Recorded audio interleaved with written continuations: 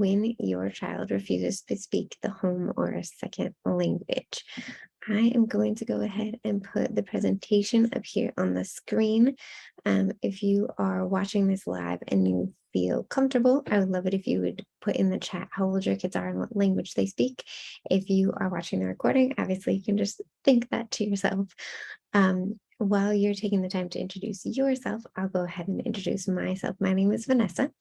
I am the mom of two bilingual boys. The baby is only about one, so he's not saying much yet, but we'll count him anyway. He's exposed to both languages anyway. I was fortunate enough to study Spanish and English as a second language, and I assumed after getting a four-year degree in how to teach someone a foreign language that bilingual parenting would be pretty easy. But obviously, if you are here watching this, you know it's not as simple as the books make it sound. And in my 10 years of working as a bilingual educator, I spent a lot of time in the early childhood space. And for me, it felt very contradictory to take my language teacher training that focused a lot on consistency and force in a way, and making sure that you're always speaking in the second language and always encouraging your child to speak in the second language. And then my early childhood training said, relationships and social emotional well-being and nurturing your children. And they just felt very contradictory, that I was supposed to be listening and respecting my child's needs, but at the same time forcing them to speak a second language. But anyway, consistency was so ingrained in my brain that was what we subscribed to for the first, let's say, 3, 4 years. And it worked well for the first 3 years-ish. We had a structure where we spoke only Spanish at home, and my son was okay with that until he reached a point where he wasn't.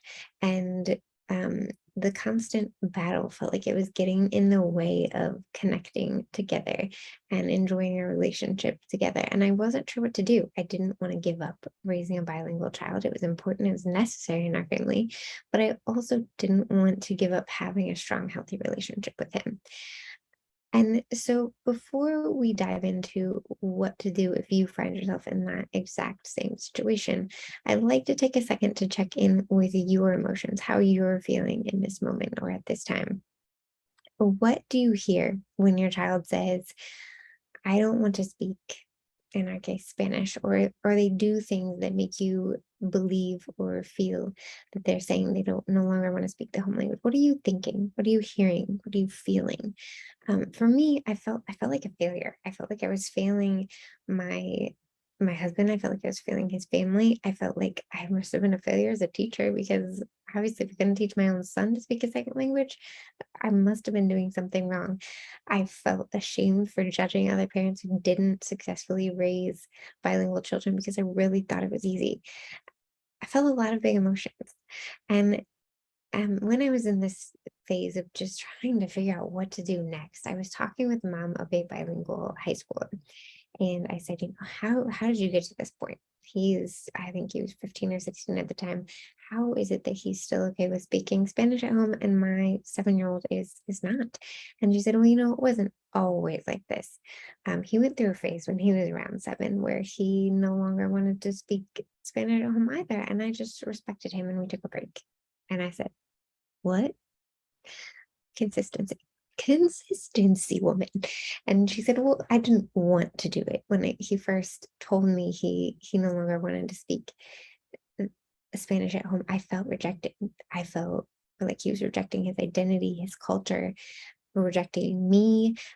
It felt awful. But I also knew that I couldn't force him, and I didn't want him to hate Spanish. So I had to let him come to a point where he was choosing it on his own.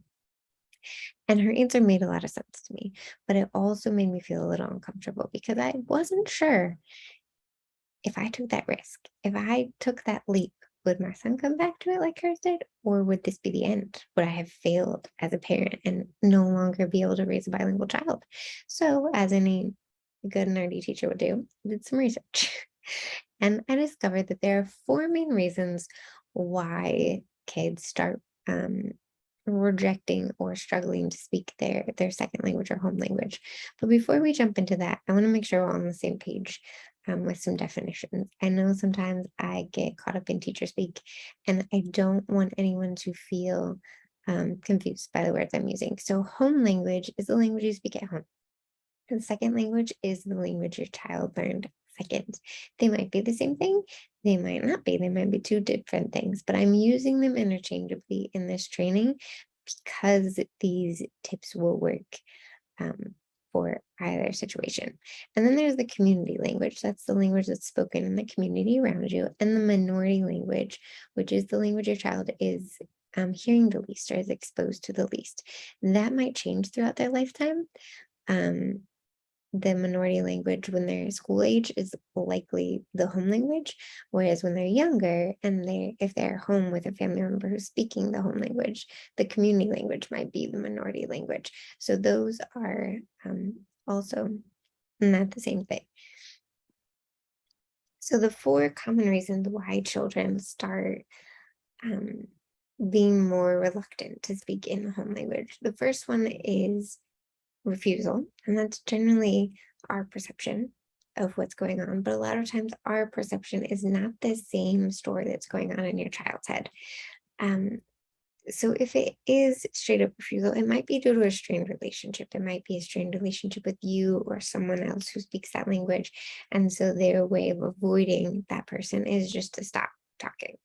It might also be a newly developed awareness of self-autonomy. So around 3, the teenager stage, kids discover that they can make their own choices. They get to be independent and they want to exercise that independence in any way possible. And that could mean saying, I'm not going to do that anymore. I'm not going to answer you in Spanish like I'm supposed to. I'm not going to answer you in French, German, whatever it is.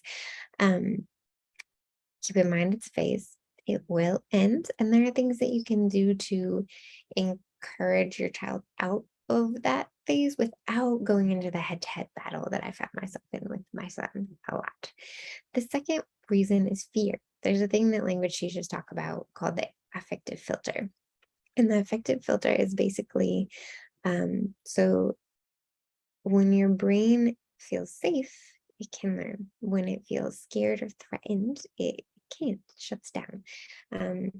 So for a lot of us, when we're learning a new language that's stressful, there's a lot of risk involved, and that can feel scary. Before the age of 7 or 8, kids don't really experience much of that. They're just learning through life. They're learning through playing and having fun and interacting with people. But around elementary school age, they start to realize that things can be embarrassing, that speaking a different language at home than their friends do could be weird. And they don't want to be weird. They don't want to stand out. And so they start to develop that affective filter that makes them feel a little more nervous or a little more subconscious about speaking their second language. One of the best ways to help combat this is in the way that you're correcting mistakes. Mistakes happen. They're part of learning a language. We all make mistakes. Even in our first language, we make mistakes. So when your child makes a mistake, instead of saying, no, that's not right, that's not how you say it, you can gently just rephrase it. So let's say my son comes to me and he says, Mommy, I found my sock red. I could just say, oh, that's great. You found your red sock. Cool. And move on. And you just keep doing that time and time and time again until they catch on to the correct structure. If, let's say, you've done that 150 times and it doesn't seem to be working and you're at your wit's end, you could also just explain briefly the rule and how it works. You could say, oh, I noticed you said sock red. Did you know that in English we say red sock? Spanish is the opposite. Super confusing, isn't it? And just point it out. You're not saying you did this wrong. You're not pointing fingers. You're not blaming or making them feel ashamed. You're just pointing out a rule. And you want to also set parameters with family members around this and let them know, hey, I noticed that when he made a mistake, you laughed. And that might have made him feel ashamed. And then he'll start shutting down and not talking to us. So instead, let's try this. And that will really help keep their brain safe so that they can keep learning and keep putting themselves out there. The third reason is lack of exposure. And I realized that these two were much more likely where my son was hanging out instead of actual straight up refusal. So for a child to become fluent in their second language, they need at least 30% of their language input or the language they're hearing to be the second language. And that should be active input, like someone talking to you. You're not just watching a show or listening to music. So when I did the math for my school age son, I realized that between all the time at school and all the things we have to do after school, I was barely even getting 30% of his day together. So obviously he was not getting the amount of input that he needed to keep up his second language. And that goes right into ease. So if you spend 7, 8 hours in one language and then all of a sudden someone expects you to switch to a different one at the drop of a hat, that's hard. It's hard to turn it off and switch to another one. And especially if you're talking about things that happened during the day that were in that other language, sometimes the cables get crossed. So it's just easier for a lot of times for our kids to talk in the language that they've been talking in all day. So it's not necessarily that they're refusing, it's just that other things are going on in their heads. So the second step, after you've checked in with your own emotions and the story that you're telling yourself about what's going on, you want to calm those emotions down and be able to calmly talk to your child about what's going on in their head to see if your stories coincide. So you want to ask your child, it says explore the why, really we want to explore the what. We want to ask them, what is making you not want to speak Spanish at home anymore? What is making you not want to use this language anymore? And the reason why we don't want to use why is because, again, why can feel like shame or blame, whereas what lets them point to something outside of themselves and not put up those barriers to try and protect themselves. So you're going to ask them what is going on, and then how they're feeling about being bilingual, about speaking two languages, and just listen to their emotions. Just listen to what they're thinking, what they're feeling, and that's it. Just listen, reflect back what you're hearing, and respect their thoughts and feelings as valid. And then once you've got the full story of what's actually going on with your child, with yourself, the emotions, then you're going to sit down and reassess your goals. You're going to think to yourself, okay, what are my goals and expectations, and are they realistic? For me, my first goal was to make sure that they were on grade level in reading, writing, speaking, very teacher-like me. However, that was not realistic. It's not that it's not possible, but I didn't have the time or energy to invest in making that goal a reality. So my secondary goal was just to make sure that he could communicate with his extended family. And I realized we'd met that goal. He could successfully do that, even though we would be struggling here at home to get him to speak in his second language on a phone call with his aunt or with his grandma. He could go right into Spanish and talk to them pretty effectively on a video call. So that goal had already been met. So in looking at these two things, I felt a little more comfortable being more flexible with our expectations of him during the week. And then I can focus on what can I control. I can control the language I use when speaking with him. I can control the language that's in the books that I buy. I can control the language in the media that we watch, but I can't control the words coming out of his mouth. As much as I would like to be able to, that's not within my power. He is his own person. And ultimately, we don't want them to speak a second language by force. We want them to eventually choose to do it for themselves, because no matter how hard you push when they're younger, this is a lifelong journey. If they get out of their house and never speak or read or write this language again, all of your hard work will sort of be in vain. They'll still be able to understand, they'll still be able to speak some, but they won't continue that journey of bilingualism unless it's something they've taken on for themselves. So you're going to sit down and reassess your goals, see if they're realistic, and keep in mind that it's okay to edit. It's okay to change those goals. It's okay to edit them for a season. It's okay to make new goals. And then the fourth step is to mend relationships. So when thinking about learning a second language, a lot of times we automatically think it's just about language, it's about reading, speaking, writing. But especially when that language is necessary to communicate with family members or other people, there's a lot of relationship that's intermingled into that language. And ultimately, that is the essential key of raising a bilingual child. Consistency is key to learning a language, yes, but strong relationships and needing that language for relationships is the key to long-term motivation. So instead of focusing so much on the language that's coming out of everyone's mouths, make bilingualism about connection and joy and fun. And if you don't have strong relationships with people who are speaking your second language and need your second language to communicate, find them, because that will make it much more motivating for your child to practice, to use that language. And then you also want to look within. You want to look at how bilingual parenting and the struggle that you've been currently having has affected your relationship with your children, with your partner, with extended family, and take the time to put those relationships first. That does not mean stop speaking the second language, stop encouraging others to use the second language. What it does mean, though, here's an example.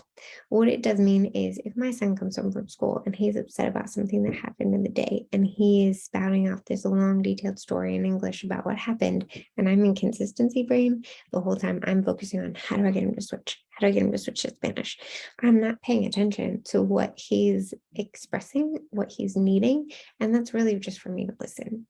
When I'm in relationship mode, I can sit there and reflect back what I'm hearing in English or Spanish, whichever one, and just be there to listen to what happened during the day and be present in that relationship. That is what I mean by mending relationships. You want that to be your primary focus. And here's what I found. When we are in moments of deep connection, enjoying time together, having fun together, the second language just comes because that's what everyone else is speaking in the environment. So instead of using the coercion and the bribery and all the other things that we used before, it just automatically happens because he wants to fully participate in what's going on in the family. Here's a little perspective for you. Your kids will likely, hopefully, have 70 plus years here on this earth, and you can decide to become bilingual at any point in your life. I didn't start learning Spanish until I was 18, 19. Your child can decide, oh, I'd really like to learn more. I'd really like to get better at this language at any point in their life, but they only get around 18 years at home with you. And they don't get to do those. You don't get to go back and say, I'd like to do that again. That's a one and done thing. So instead of making raising a bilingual child your primary goal, like I did for a time, make having a solid relationship with your child the primary goal. Because ultimately, language learning is a lifelong process. It is okay to take breaks. It's okay to respect your child's language learning process, like my friend did.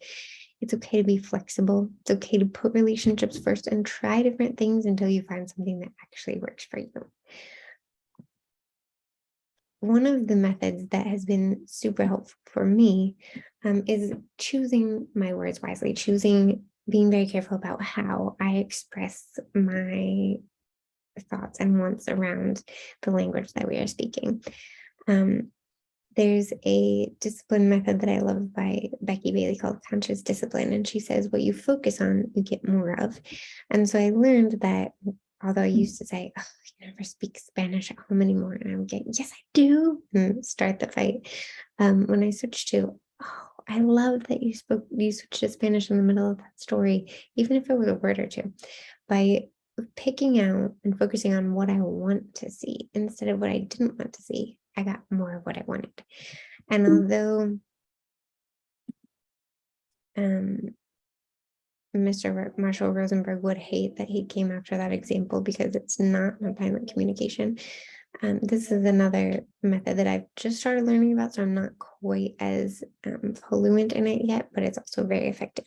He focuses on expressing your feelings and needs instead of putting shame and blame on the person. So I could say, I feel afraid that you're forgetting how to speak Spanish and won't be able to communicate with our extended family.